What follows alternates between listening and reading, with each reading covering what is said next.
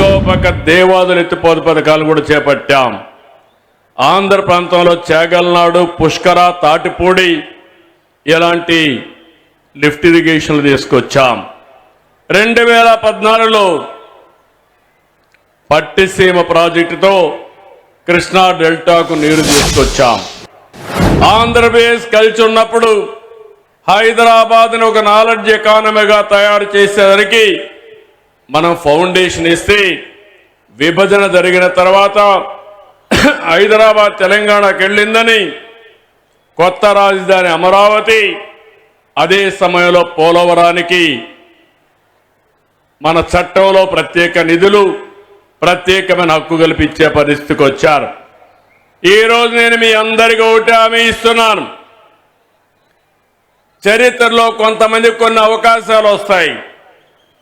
ఆ రోజు సైబరాబాద్ ద్వారా హైదరాబాద్ నగరాన్ని ప్రపంచ పట్టణంలో పెట్టాం.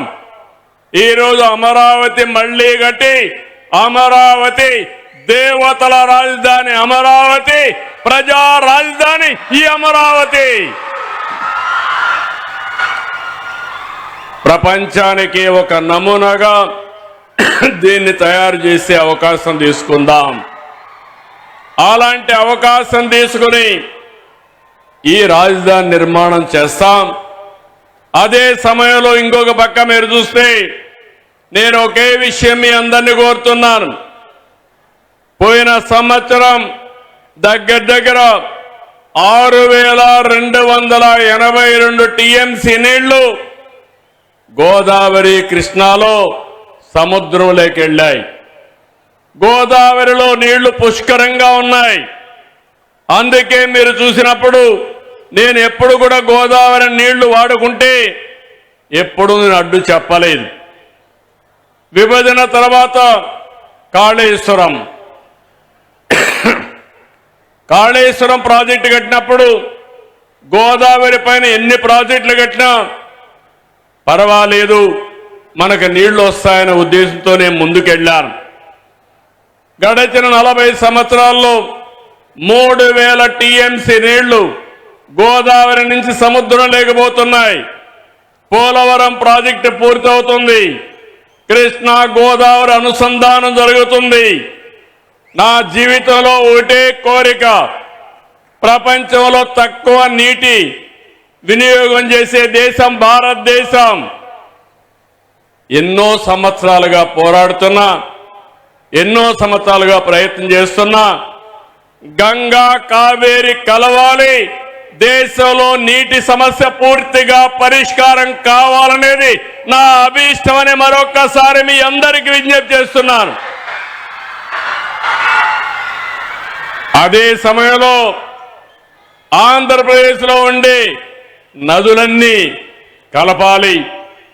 తెలంగాణలో గోదావరి నీళ్లు కూడా వాడుకోవాల్సిన అవసరం ఉంటే వాడుకోవాలి.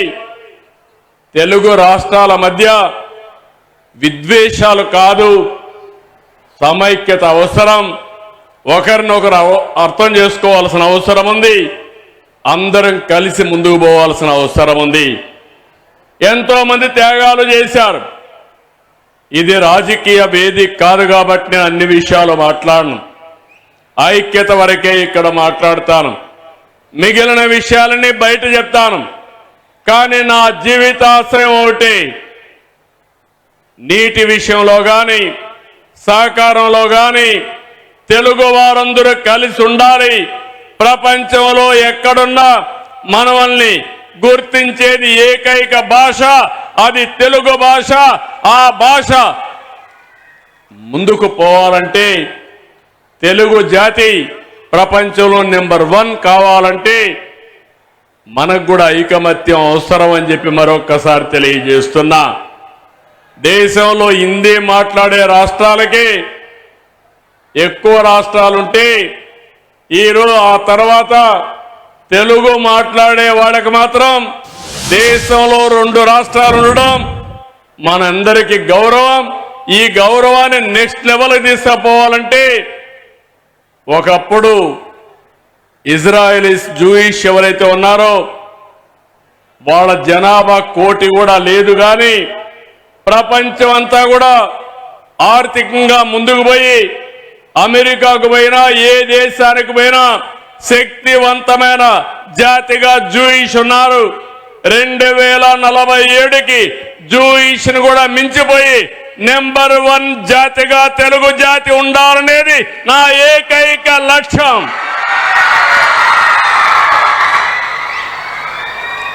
అందులో ఈరోజు ఇక్కడుండే మన మిత్రులందరూ ఇక్కడ ఉన్నారు. వారందరినీ అభినందిస్తున్న 3వ ప్రపంచ తెలుగు మహాసభలు. ఈ సభల్ని నిర్వహించినటువంటి ఆర్గనైజేషన్ని మనస్ఫూర్తిగా అభినందిస్తూ ఇప్పుడే కొన్ని విషయాలు మాట్లాడారు. టీచర్స్ అందరూ వచ్చారు. వారందరికీ వచ్చిన వారికి ఓడీగా అనుమతి ఇమ్మన్నారు. తప్పకుండా ఇలాంటి మంచి కార్యక్రమాలకు అటెండ్ అయిన ప్రతి ఒక్కరికి ఓడీగా ట్రీట్ చేస్తామని చెప్పి కూడా నేను మీకు తెలియజేస్తున్నా. ఇంకో పక్కన ఇప్పుడే మన మిత్రులైనటువంటి అయ్యన్న పాత్రుడు గారు, శ్రీనివాస్ గారు కొన్ని విషయాలు చెప్పారు. ఆ విషయాలను చూసినప్పుడు శ్రీనివాస్ గారు అయితే చాలా బాధ్యతగా మాట్లాడుతూ నేను డబ్బులు అడగను కానీ భాషను ప్రమోట్ చేయడానికి సహకరించమని కోరారు. మనమందరం కూడా ఇంగ్లీష్ క్యాలెండర్ ప్రకారం ఫాలో అవుతాం. ఒకసారి మన పండుగల్ని బాగా జరుపుకోవాల్సిన అవసరం ఉంది. ఒకప్పుడు అందరం సిటీలకే పరిమితమయ్యేవారం. ఒక సింపుల్ నిర్ణయం. మా మిస్సెస్ అయితే లేదు, మనం ఎప్పుడు ఇక్కడే ఉంటాం, సంక్రాంతికి విధిగా అందరం ఊరికి వెళ్ళాలి, మనం అందరికి ఊరికెళ్ళి వేరే వాళ్ళకు ఆదర్శంగా ఉండాలని గడచిన 20 సంవత్సరాలుగా సంక్రాంతి వస్తే మా బంధువులంతా కలిసి నారావారిపల్లికి వెళ్తాం. ఈ సంవత్సరం కూడా నారావారిపల్లికి వెళ్తున్నాం అని చెప్పి నేను మీ అందరికీ తెలియజేస్తున్నా. దీనివల్ల సంక్రాంతి కోసం ఇప్పటి నుంచే ప్రిపరేషన్లు ప్రారంభించి సిటీలో ఉండే వాళ్ళందరూ పల్లె బాట పట్టే పరిస్థితికి వచ్చారు. మనం ఒక ఆదర్శంగా ఉంటే మిగిలిన వాళ్ళకు కూడా ఇది అవుతుంది. మనం తెలుగు పండుగలను జరుపుకోవాలి, భారతీయ సంస్కృతిని కాపాడుకోవాలి, కళాకారులను ప్రోత్సహించాలి. తప్పకుండా భవిష్యత్తులో ఒకటే హామీ ఇస్తున్నా, నాటకాలు కానీ పద్యాలు కానీ కవులను కానీ మన వారసత్వ సంపద అయినటువంటి కల్చరల్ సంపదని కాపాడుకుంటాం. ఈరోజు ఒక్క విషయం మీరు గుర్తుపెట్టుకోవాలి. చాలా దేశాలు ఉన్నాయి. అన్ని దేశాల కంటే ఇండియన్ కల్చర్ చాలా గొప్పది. ఈరోజు మనం వేరే రిలీజియన్స్ లో చూస్తున్నాం, వేరే దేశంలో చూస్తున్నాం. తండ్రి కొడుకు అప్పిస్తాడు, కొడుకు తండ్రికి అప్పిస్తారు, విడాకులు వాళ్ళు స్వేచ్ఛగా ఇచ్చుకునే పరిస్థితి వస్తారు. కానీ మనం అందరం సాంప్రదాయ ప్రకారం పెళ్లి అనేది మనం చేసుకునేది కాదు, స్వర్గంలో జరిగింది, ఎప్పుడో నిర్ణయమైంది. పెళ్లి జరిగిన తర్వాత విడాకులనే మాటే రాకుండా ఉండాలనేది హిందూ సాంప్రదాయం అని మరొక్కసారి మీ అందరికీ విజ్ఞప్తి చేస్తున్నా. అదే భారతీయ సాంప్రదాయం. కుటుంబ వ్యవస్థను కాపాడుకునే ఏకైక దేశం భారతదేశం. అది హిందువులు కావచ్చు, ముస్లింలు కావచ్చు, క్రిస్టియన్స్ కావచ్చు. అది ఒక్క భారతదేశానికి, ఇండియాకే సొంతం అని చెప్పి కూడా నేను మీకు తెలియజేస్తున్నా. ఇలాంటి గొప్ప విలువలతో మనం ముందుకు పోతున్నాం. సంపద అవసరం, పేదరికం ఉండడానికి వీలు లేదు. అదే సమయంలో విలువలు లేకపోతే ఆ సంపదంతా వేస్ట్ అని చెప్పి కూడా నేను మీకు తెలియజేస్తున్నా. ఆ విలువలను నేర్పించేది మన సంస్కృతి. ఆ సంస్కృతికి మూలం భాష. ఆ భాషను మరిచిపోతే అన్ని కూడా మనం పోగొట్టుకున్న వాళ్ళు అవుతాం. అలాంటి భాషను కాపాడుకోవడానికి అన్ని విధాలని సహకరిస్తాను. టెంపుల్స్ విషయం మాట్లాడారు. ఇలాంటి ఆస్థాన విద్వాంసులు కానీ కవులు కానీ ఇలాంటి వాళ్ళందరిని పెట్టి గౌరవించమని ఇంకా చిన్న చిన్న విషయాలు అడిగారు. ఎక్కడైనా కల్చరల్ టీమ్స్కి వెళ్ళి కల్చరల్ ప్రోగ్రామ్స్ ఇస్తే అలాంటి వారందరికీ ఆర్టీసీ బస్సుల్లో కూడా ఉచిత ప్రయాణ సౌకర్యం ఏర్పాటు చేయమని కోరారు. తప్పకుండా మీరిచ్చిన సూచనలన్నీ గుర్తుపెట్టుకుని ఎన్ని వీలైతే అన్ని చేసి మాతృభాషను కాపాడుకోవడానికి, మన సంస్కృతిని కాపాడుకోవడానికి అన్ని విధాలా సహకరిస్తానని మరొక్కసారి మీ అందరికీ హామీ ఇస్తూ ఒక బ్రహ్మాండమైన కార్యక్రమం.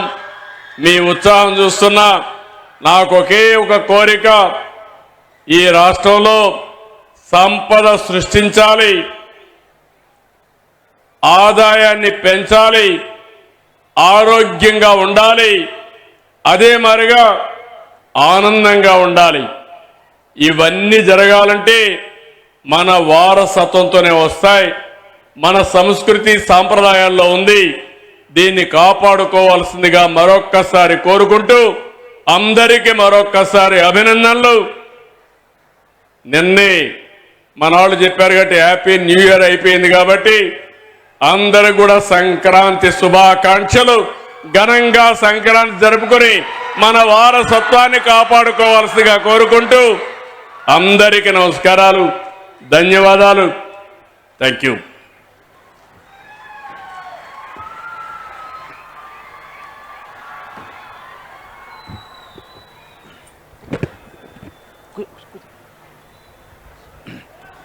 ఐదు నిమిషాల్లో కార్యక్రమాన్ని ముగిస్తాం.